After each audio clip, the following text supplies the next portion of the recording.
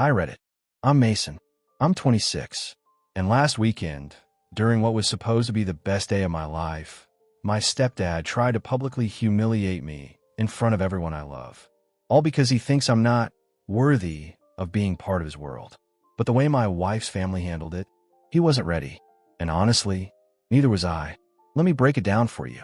My mom married Greg when I was 13. He was rich. Not fake rich. Like actual private golf club. 2 households kind of rich. My dad worked construction until he passed from a heart condition when I was 10. He didn't leave behind money, stocks, or property. Just an old watch and a name Greg refuses to say. Greg's always made it clear I wasn't part of his family.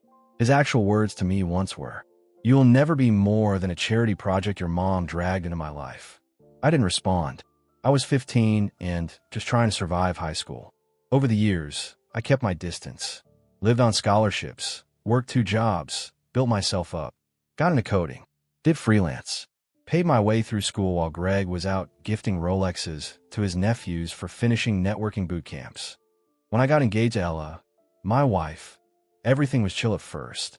Her family is tight-knit, loud, hardworking, the kind of people who show up with casseroles when your car breaks down. Her dad owns a car shop. Her uncles do roofing. Her mom bakes like she's running a side hustle. They welcomed me with open arms. Greg hated all of them immediately. You could see it in his face every time Ella's uncle called him big shot or offered to get him a real truck. He'd fake smile and sip his wine like he was above the whole room. Still, I invited him to the wedding. I thought, maybe he'll behave. You have no idea how wrong I was. Reception rolls around. Everyone's laughing, dancing. I'm finally breathing. Then Greg taps the mic. "Mind if I say a few words?" Ella squeezes my hand. "He's your stepdad. Let him." Mistake. He clinks his glass, clears his throat, and starts with, "We're all so proud of Mason today. It's not every day you see a kid from the bottom make it this far." People chuckle. I don't. He keeps going. He's got love now, but let's hope it's enough. Lord knows money and connections aren't something he came into this world with. Ella's dad stood up halfway through that sentence. Greg didn't notice. He was on a roll. So cheers to the happy couple. May love carry them. Because Mason sure won't carry this marriage with his bank account. Silence. And then boom. Ella's uncle stepped in first. Then her cousin. Then her dad. You think it got loud? You don't know what real family sounds like until they go to war for you. The moment Greg dropped that last line about my bank account, the whole room froze. Some guests laughed nervously. Some gasped. I looked at Ella, and her face went blank, like her soul just walked out for air. And then her dad stood up. Let me tell you something about Frank. He doesn't yell. He doesn't puff his chest. He doesn't need to. The man's been under lifted trucks for 30 years and has never raised his voice once in the shop. When Frank stands up, people move. He walked over to the mic, right in front of Greg, and said, "Calm as a hammer before it drops." "You done?" Greg tried to chuckle. "It was just a bit of fun." Frank cut him off. "Nah, that wasn't a joke. That was a man trying to feel big by stepping on someone else." Then he turned to the room. "Let me be clear. Mason didn't marry into our family. He joined it. He earned that spot with hard work, loyalty, and treating our daughter with more respect than some of you even understand." Greg opened his mouth to argue. Mistake. Ella's Uncle Tony was already moving. Tony's the kind of guy who talks with his hands and looks like he could bench press a fridge. He grabbed the mic next. "This the clown who calls himself self-made. You inherit money, toss out insults, and think that makes you a man? Mason earned everything on his own. Unlike you, who buys respect because no one gives it to you willingly." The room started clapping. Greg was turning red, trying to hold his wine glass steady. He kept looking around like someone was going to save him. Spoiler, no one did. Then Ella stepped up. She didn't touch the mic. She just stood in front of everyone and said, "That's the last time you speak about my husband like that. You're not welcome in our lives if this is how you treat the man I chose. You've made it clear what kind of person you are. Now let me make something clear. I don't need your approval. And we don't need your money." Greg tried to laugh again, but it came out like a cough. Then came the final blow. Ella's little cousin, 12 years old, walked up, grabbed the mic, and said, "Uncle Mason's way cooler than you. You're mean." Whole place exploded in laughter. Greg put the mic down, walked back to his table, and didn't say another word the rest of the night. Didn't even look at me. Just sat there, drinking quietly, chewing slow like every bite hurt. After the party, he posted a photo of Ella and me on his Facebook. Caption said, "Happiness to the newlyweds. Oh, how hard it'll be for Mason without my money and connections." It got 11 likes. Mostly bots. 3 of them were probably his burner accounts. But what happened next? Let's just say, he learned the internet doesn't forget, and definitely doesn't forgive. I didn't even know about the Facebook post until the next morning. Ella and I were still at the hotel, half asleep, when her cousin sent a screenshot with one line. "Yo, your stepdad really posted this." And there it was. A perfectly filtered photo of Ella and me dancing, posted by Greg with the caption, "Happiness to the newlyweds. Oh, how hard it'll be for Mason without my money and connections." It wasn't just tone deaf. It was a direct shot. Public. On the same platform where he posts about family values and fake charity work. Ella grabbed her phone and said, "I'm done letting this man breathe unchallenged."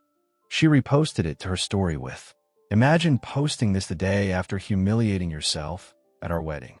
My husband built himself from scratch. Your money never touched us, and your name never will again." It blew up. Within an hour, her cousins, aunts, and friends started sharing it. Then their friends shared it. Then people we didn't even know started commenting. Rich boy energy with nothing to show for it. Stepdads giving insecure ex energy. He really thought this was going to be received well. One guy stitched it on TikTok and said, "This is why people cut off toxic family. Not because they're broke, because they're bitter."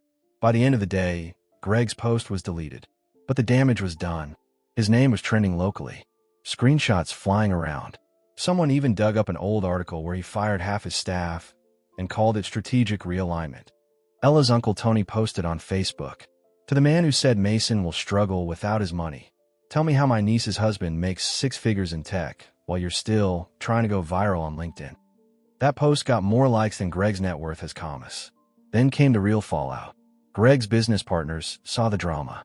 2 of them unfollowed him publicly. Another one posted a cryptic quote, "Real power is silent. Real men don't mock their sons at weddings." Even better, a local blog picked up the story, ran it with the headline, "Stepfather tries to humiliate groom during wedding. Gets roasted by bride's entire family."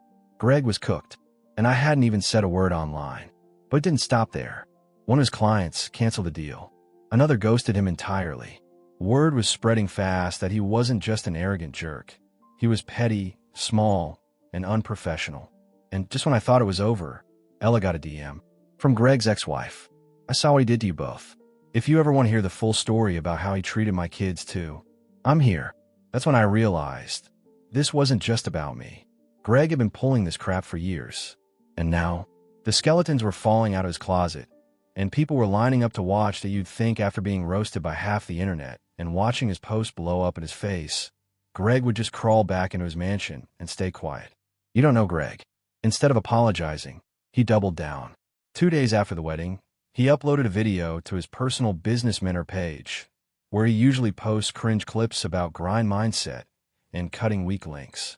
This time, it was different. He sat in his leather chair, in front of a wall of books I doubt he's ever opened, and looked dead into the camera. "I won't be bullied for having standards. I won't apologize for expecting greatness from the people around me, even if they don't come from it." Then the kicker, family is earned. Just because someone shares a roof with you doesn't make them worth investing in. My jaw actually dropped. Ella threw a pillow across the room. "He's seriously framing this like he's the victim?" she snapped. "He tried to humiliate you on our wedding day. He called you a broke nobody in front of everyone. Oh, and now he's Tony Robbins." I said. Her cousin sent a screen recording of the video being reshared by one of Greg's wannabe finance bro friends. The caption, "Finally someone says what we're all thinking. Entitlement has to stop." That was it. I was done. So I made a video. No filters. No background music. Just me, holding the mic. Greg tried to weaponize at the reception and setting the record straight. "Hey everyone, I'm Mason, the entitled groom Greg's been crying about online. I wasn't born with money. My dad worked with his hands.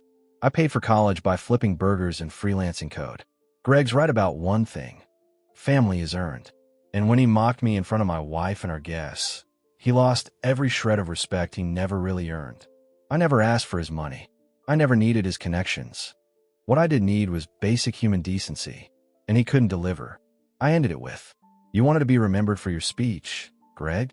Congrats. You're a meme now." It took off. Views climbed. Comments poured in. And the best part, more people from Greg's past started showing up. His old assistant posted a thread about how Greg once fired a single mom because she asked to leave early for her kid's doctor's appointment.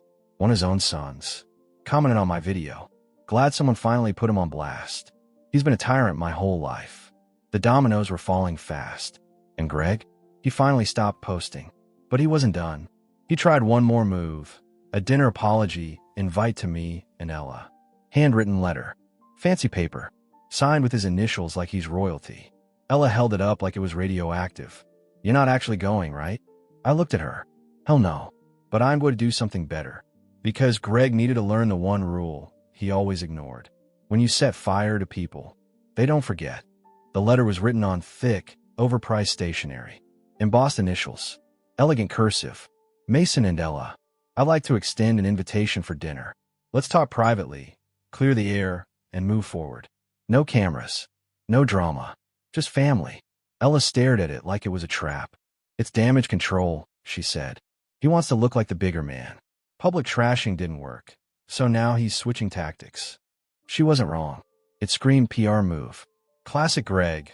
Screw someone publicly, then clean it up with a staged photo and some forced smiles. I wasn't going to play along, but I also wasn't going to let this one slide. So I RSVP'd, just not the way he expected. That weekend, Ella's cousin Tony, the walking brick wall who embarrassed Greg at the reception, threw a barbecue. Family only, no fluff. Burgers, beer, loud music, and people who actually know how to laugh without checking their stock portfolio every 5 minutes. I brought the letter. When everyone was a few drinks in, I stood up. "Got something to share," I said, holding up the fancy envelope. Ella rolled her eyes, already knowing where this was going. I read the whole thing out loud. Silence. Then I said, "Greg wants us to come over. Break bread. Talk like family." So I thought, why not? "Ella, what are you doing?" I grinned. "Inviting Greg here. Let him eat like real people for once." Tony banged the table. "Hell yes. Let him bring that soft handshake and soft ego to the grill." We all laughed, but I was serious. So I called Greg. Put him on speaker in front of everyone. "Greg, thanks for the invite. But we got plans this weekend. Big family cookout. Real people. You're welcome to join." He paused. "I wasn't expecting a group thing." "Exactly," I said. "It's not about a show. It's about real reconciliation. Come sit with the people you mocked. Show up. No fancy house. No cameras. Just you, us, and some ribs." He stumbled over his words. "Oh, I'll have to check my schedule." "Thought so." I hung up. Everyone erupted. Greg didn't show, obviously, but we did post pictures. And not petty ones. Just Ella and me surrounded by the kind of people Greg never earned the right to sit next to. Caption: "Family isn't who shows up with money. It's who shows up with respect." That post got twice the engagement of Greg's entire Minter page. He didn't respond, didn't post, didn't reach out again. But then, just when I thought he'd finally crawled away for good, his lawyer called. Greg was threatening legal action for online defamation and reputational harm. I almost laughed in the guy's face. He tried to ruin my wedding with a mic. Now he wanted to sue me over a barbecue and a caption? Buckle up. The email came from a law office with a name that sounded expensive for no reason. Subject line: defamation and harassment notice, Gregory L. Stanford. Yeah, he really added the L. Like he's royalty or something. It was one of those long-winded letters full of phrases like cease and desist, intent to pursue damages, and ongoing reputational harm. In short, Greg was mad that people thought he was a jerk after he acted like a jerk on camera. Ella skimmed the letter and said, "This clown's threatening a lawsuit because people didn't like his wedding speech." I called the number listed. His lawyer answered like he was prepping for a courtroom drama. "This is Mason Grant. I received your letter." Pause. "Oh, yes. Mr. Grant, we'd like to resolve this matter amicably before escalating." I didn't laugh, but it was close. "You mean before you spend 10 grand trying to scare me into silence?" Silence. Then, "Your online commentary has caused significant harm to Mr. Stanford's reputation and business endeavors." He's prepared to pursue legal action unless the content is taken down and a formal apology is issued. Right. About that, I said. Let's talk evidence. I forwarded him the video of Greg's wedding speech, screenshots of Greg's public post mocking me, comments he personally made defending it, his mentor video where he says family is earned while smearing me without saying my name, barely. Then I sent the video of my response, which included 0 threats, 0 insults, just facts, posts made by his own son and former assistant. 5 minutes later, I got an email. We will review and follow up shortly. They never did. No retraction, no lawsuit, no more emails. Greg tried to flex legal muscle and forgot that public humiliation doesn't go away just because you hire a suit. But the cherry on top, someone at his company, probably someone sick of his crap, leaked an internal email thread. In it, Greg whined to his board that his stepson's campaign was ruining their Q3 projections because a sponsor pulled out. The email said, and I quote, "We need to do damage control. This viral nonsense is killing my image." I didn't even post that one. Ella's cousin did. Caption: he said Mason would struggle without his money. Looks like the struggle's mutual. At that point, Greg vanished. No more mentor posts. No more videos. His business page went private. His social media? Wiped. Like he never existed online. People messaged me for days. Where'd he go? He's gone quiet. Is he okay? I didn't respond. Because Greg was finally learning what silence feels like when no one's listening to your money anymore. But then, we got a wedding gift delivered. No name. No card. Just a small black box. Inside, a check and a note. The box was sleek. Heavy. The kind of packaging you see in high-end watch stores or engagement ring commercials. But this wasn't a gift. Not really. Inside, tucked into a velvet lining, was a check. $25,000. Made out to me. Signed in that same smug, sharp signature I'd seen on every fake Christmas card since I was a kid. Underneath it, a folded note. I unfolded it, expecting another lecture. Here's what it said. You've made your point. You want independence? Fine. Here's a head start. Use it wisely, because once it's gone, so is any chance of help from me. Don't come knocking when you realize real life isn't built on petty revenge. Gee, Ella read it over my shoulder. Is this guy serious? She said. He tried to destroy your character in public, and now he's acting like you owe him for writing a check. He thinks this makes him the bigger man. I muttered. That now I'm the one who has to swallow pride and back down. It was the most Greg thing he could have done. Write a passive-aggressive note, attach it to a fat check, and pretend that made him noble. And for a second, I'll admit it, I hesitated. 25 grand isn't pocket change. It's debt cleared, upgrades, comfort. But then I looked at Ella, looked at the check, and I remember the mic, the speech, the condescension, the attempt to erase my father's name, the mentorship videos, the lawsuit threat. I picked up the check and lit it on fire in our kitchen sink. Ella didn't blink. We stood there, watching it curl into black ash. Let him keep his money, I said. We got something better. And I meant it. But I also knew Greg wouldn't let that be the end. He never walks away without a last word. A few days later, it came. An anonymous post showed up in a local business forum. Long-winded rant about how some young people think public shaming is a personality trait, and how clout culture rewards disrespect over tradition. It didn't say my name, but it was obvious. It was Greg. I didn't even respond. Didn't repost. Didn't comment. Instead, Ella uploaded a photo of us standing on the plot of land we just bought. Caption: no trust funds. No connections. Just us, 1 acre, and peace. That posted numbers. More than anything we'd posted before. Because it wasn't about revenge anymore. It was about building a life so solid, Greg's name couldn't even rattle the windows. And for once, he had nothing left to throw at us. Or so I thought. Because just when it seemed like the storm was over, Greg did something even I didn't see coming. He didn't come for me this time. He went after my mom.it started with a text. From my mom. Can we talk? I think you're being too hard on Greg. I stared at it like it was in another language. Too hard. This was the same man who dragged me publicly, mocked me on my wedding day, and tried to nuke my reputation online. And I was being too hard. I didn't answer. I needed to hear this mess in person. So I called her. Hey, I said. You texted. She sounded hesitant, voice a little shaky. Mason, I just don't think it's fair, everything going around online. You've embarrassed him. I embarrassed him. I said, did you even hear his wedding speech? He didn't mean it that way, she said quickly. Greg has a strange sense of humor. No, Mom. Greg has a superiority complex, and he's mad it finally blew up his face. Silence. Then she hit me with it. He's under a lot of stress. His business is suffering. The board is watching him. Maybe you could take your post down? Just let it go. I felt something cold settle in my chest. You're asking me to clean up his mess. I'm asking you to think about your future. Family doesn't always agree, but we don't destroy each other. That's when I knew. Greg got to her. He'd spun it, made himself the victim. Again, probably told her I was out for revenge, that I was dragging the family name through the mud. The usual manipulation. But here's what hit hardest. She believed him. Not fully. Not with her heart. But enough. Enough to call me and ask me to fix it. I ended the call with, you don't have to pick sides. But if you choose silence while he keeps swinging, that's still a choice. She didn't reply. Later that night, Ella found a post in a closed Facebook group. One of those private community circles my mom's part of.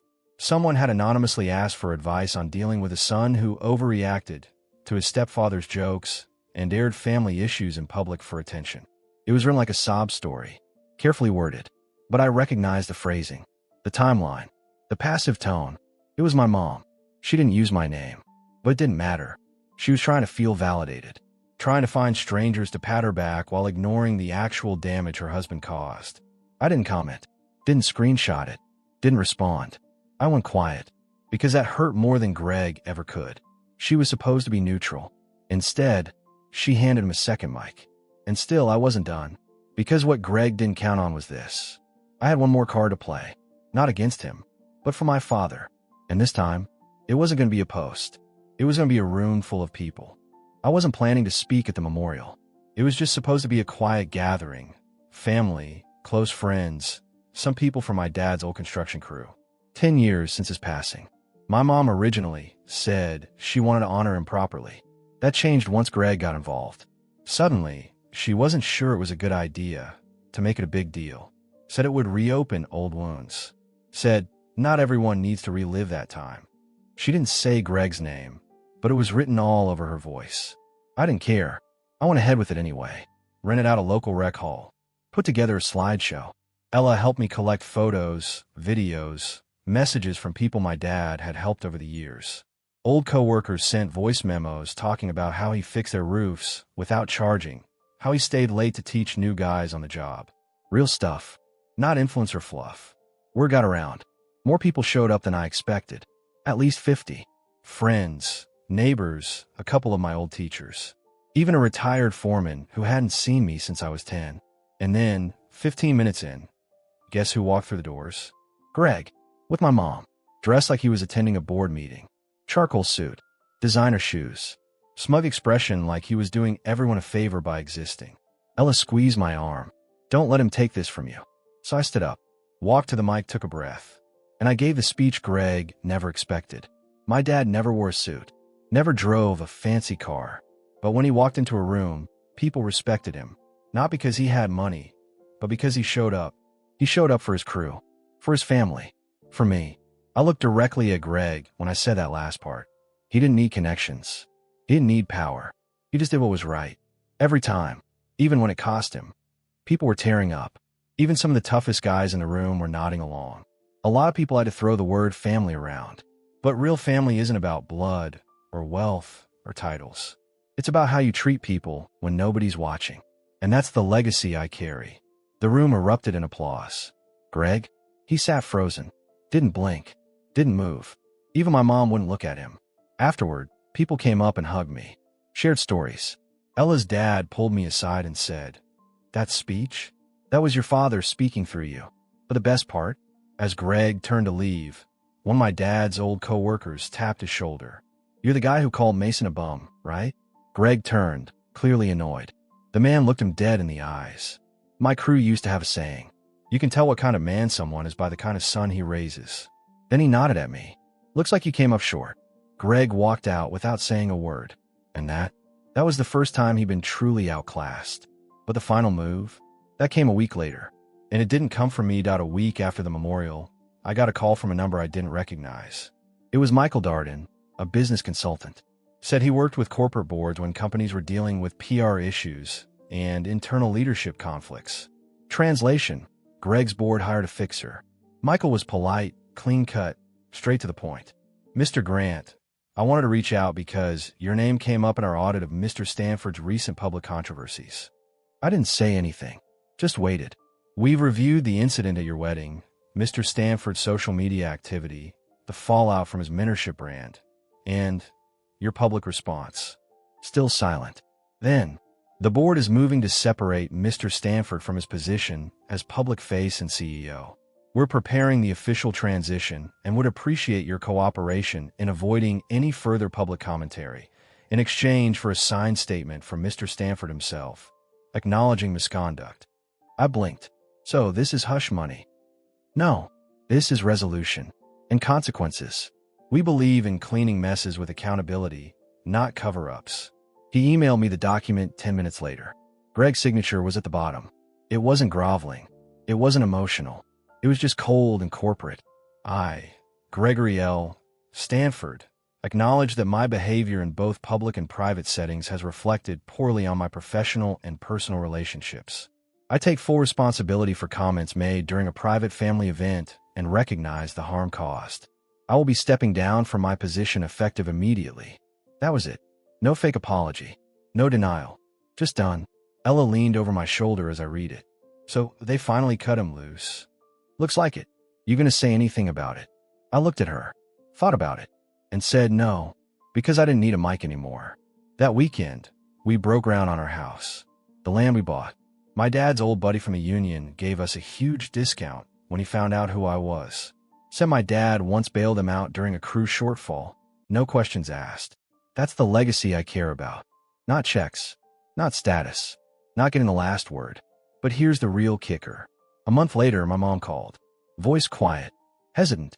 I didn't know everything. I see it now. I should have defended you. I didn't say, it's too late. I didn't say, you should have seen it before. I just said, I know. Because some chapters don't need dramatic endings. They just need to end. Greg's out of our lives. His name, his money, his opinions, all irrelevant. And me? I married the love of my life. Stood up to a man who thought he owned everyone. And honored my real father the way he deserved. So yeah, Reddit. I didn't just survive Greg. I buried him. Not on the ground. Not in court. But in the one place he couldn't follow me to. The life I built without him. See you later.